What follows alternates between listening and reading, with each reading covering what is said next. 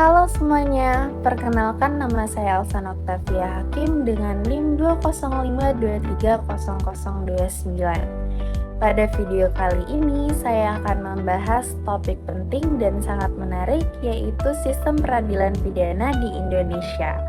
Apa saja lembaga yang terlibat dan bagaimana proses hukumnya berjalan? Mari kita kupas tuntas. Pertama-tama, apa sih yang dimaksud sistem peradilan pidana?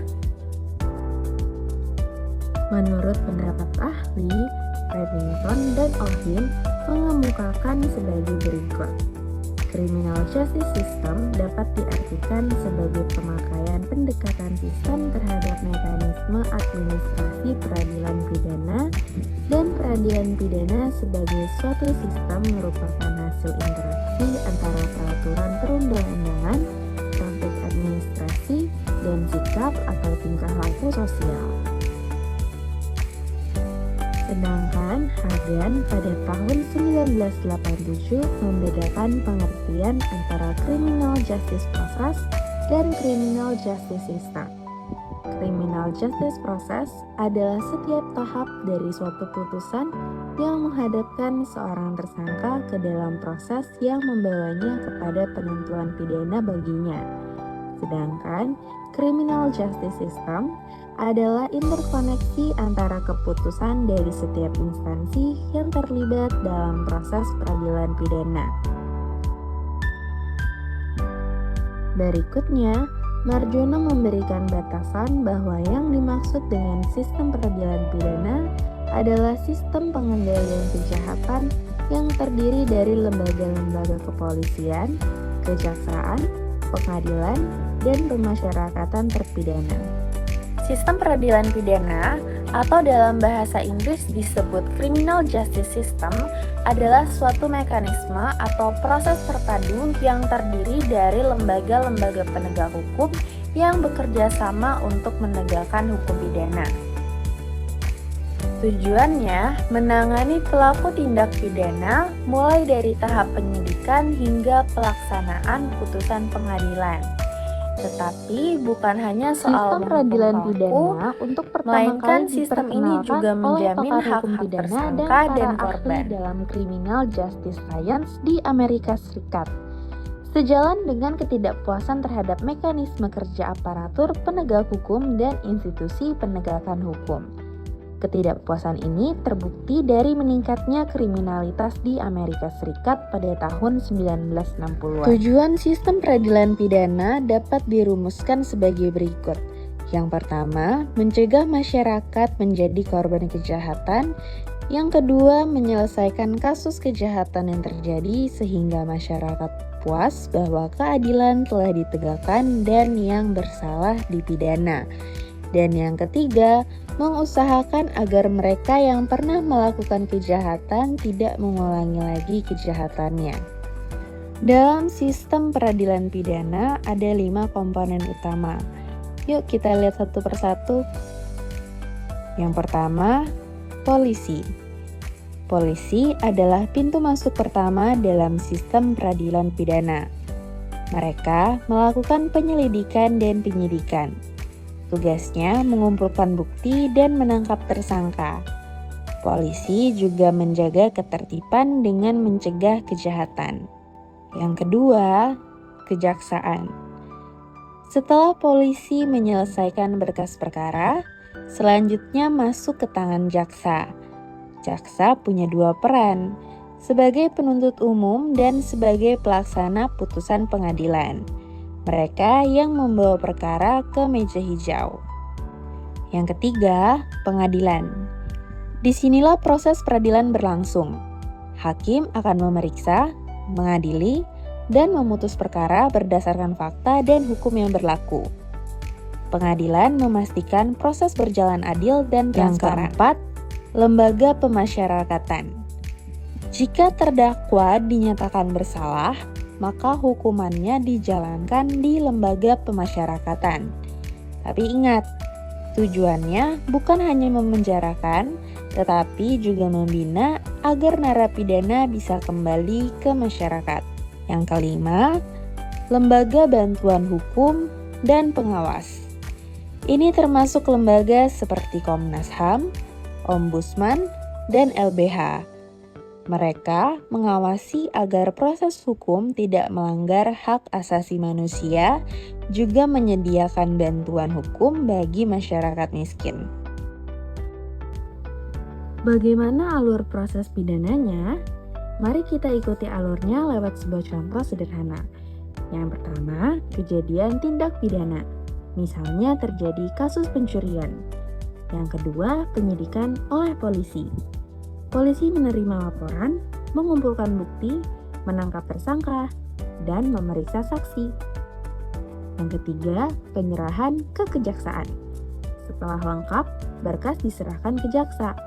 Jika memenuhi syarat, jaksa melimpahkan perkara ke pengadilan. Yang keempat, sidang di pengadilan. Sidang terbuka. Hakim mendengarkan keterangan dari jaksa, terdakwa, saksi, dan ahli. Setelah itu, hakim menjatuhkan putusan. Yang kelima, putusan dan eksekusi. Bila terdakwa terbukti bersalah, maka ia menjalani hukuman sesuai putusan. Bila tidak bersalah, maka ia dibebaskan. Yang keenam, upaya hukum. Terdakwa atau jaksa bisa mengajukan banding, kasasi, atau PK jika tidak puas dengan putusan. Berikut adalah salah satu contoh putusan pidana yang telah berkekuatan hukum tetap atau inkrach dan dapat dianalisis dalam konteks sistem peradilan pidana di Indonesia. Putusan Mahkamah Agung nomor 170 K PID 2014 atas nama terdakwa Sugito bin Samur telah melakukan tindak pidana penadahan dengan dasar hukum pasal 480 ke 1 Kitab Undang-Undang Hukum Pidana. Lokasi kejadian perkebunan sawit PT Saraswati, Desa Dayu, Kecamatan Engkal, Kabupaten Pasir, Kalimantan Timur. Tanggal kejadian Sabtu 11 Mei 2013. Terdakwa ditahan oleh penyidik sejak tanggal 12 Mei 2013 sampai dengan tanggal 31 Mei tahun 2013. Perpanjangan penahanan oleh penuntut umum sejak tanggal 1 Juni 2013 sampai dengan tanggal 9 Juli 2013. Penuntut umum sejak tanggal 10 Juli 2013 sampai dengan 22 Juli 2013. Majelis Hakim Pengadilan Negeri sejak tanggal 23 Juli 2013 sampai dengan tanggal 21 Agustus 2013. Perpanjangan penahanan oleh Ketua Pengadilan Negeri sejak tanggal 22 Agustus 2013 sampai dengan tanggal 20 Oktober 2013. Majelis Hakim Tinggi sejak tanggal 3 Oktober 2013 sampai dengan tanggal 1 November 2013. Perpanjangan penahanan Wakil Ketua Pengadilan Tinggi Banjarmasin sejak tanggal 2 November 2013 sampai dengan tanggal 31 Desember 2013 yang diajukan di muka persidangan Pengadilan Negeri Kota Baru karena didakwa bahwa terdakwa Sugito bin Samuri pada hari Rabu tanggal 1 Mei 2013 sekitar jam 17.00 waktu Indonesia bagian timur atau setidak-tidaknya pada satu waktu dalam bulan Mei 2013 atau setidak-tidaknya dalam tahun 2013 yang bertempat di lokasi pendistribusian air PDAM cabang IKK Sengayam Kecamatan Pamukan Barat Kabupaten Kota Baru atau setidaknya pada suatu tempat yang masih termasuk dalam wilayah hukum Pengadilan Negeri Kota Baru telah membeli atau menerima sebagai hadiah atau karena hendak mendapat untung, membawa, menyimpan atau menyembunyikan sesuatu barang, menarik keuntungan dari hasil suatu benda yang diketahuinya atau sepatutnya harus diduga bahwa barang itu diperoleh dari kejahatan yang dilakukan dengan cara sebagai berikut. Berawal ketika saksi Mahmud Isnain yang merupakan tenaga honorer PDAM untuk operator PDAM selama 3 bulan dan mendapatkan gaji sebesar Rp1.100.000. Biasanya, kunci ruangan pendistribusian air dipegang oleh saksi Dian sebagai kepala gudang, namun melihat saksi Mahmud mondar-mandir dari lokasi pendistribusian air ke kantor PDAM, maka kunci diserahkan ke saksi Mahmud.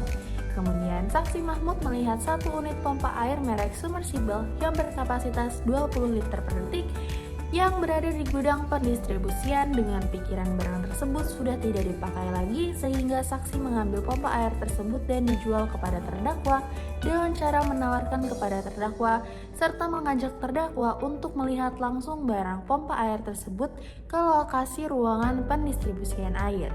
Saksi meyakinkan terdakwa bahwa barang tersebut sudah tidak terpakai lagi dan saksi jamin bahwa apabila ada apa-apa, saksi Mahmud yang bertanggung jawab. Dan atas janji saksi Mahmud tersebut, akhirnya terdakwa menyetujui dan membelinya dengan harga per kilo sebesar Rp3.000. Kemudian terdakwa menyerahkan uang yang total harganya sebesar Rp400.000 bahwa terdakwa membeli pompa air tersebut. Selain janji dari saksi Mahmud, terdakwa juga tergiur akan keuntungan yang akan didapat karena terdakwa akan menjual kembali dengan harga per kilonya sebesar Rp3.200.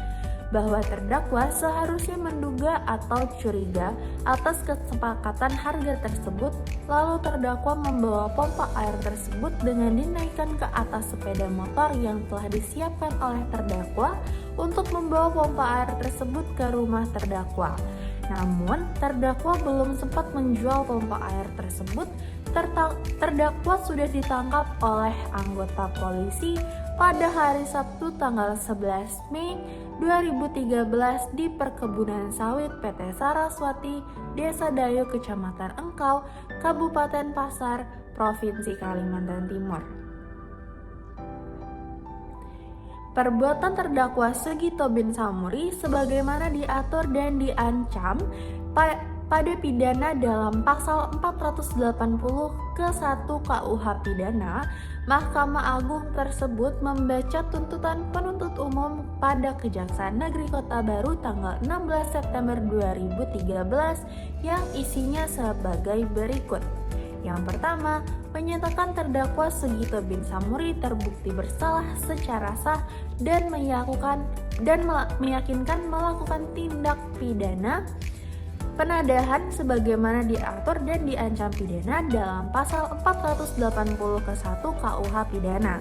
Yang kedua, menjatuhkan pidana terhadap terdakwa Sugito bin Samuri dengan pidana penjara selama 1 tahun 6 bulan dikurangi selama terdakwa berada dalam masa penahanan, sementara dengan perintah agar terdakwa tetap ditahan.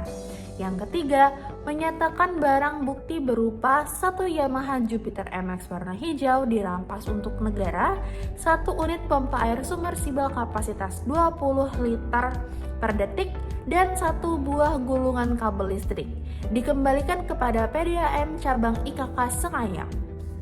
Yang keenam, membebankan kepada terdakwa untuk membayar biaya perkara dalam perkara ini sebesar Rp2.500.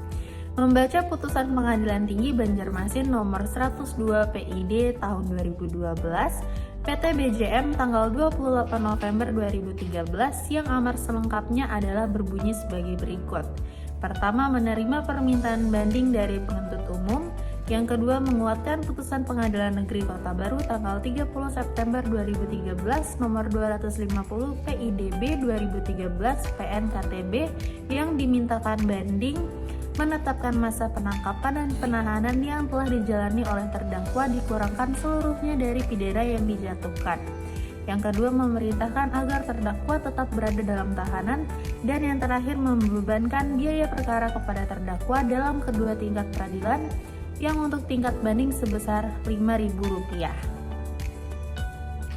Terkaitan kasus dengan sistem peradilan pidana terdiri dari 5 komponen utama: polisi, kejaksaan, pengadilan, lembaga permasyarakatan, dan lembaga pengawas atau bantuan hukum.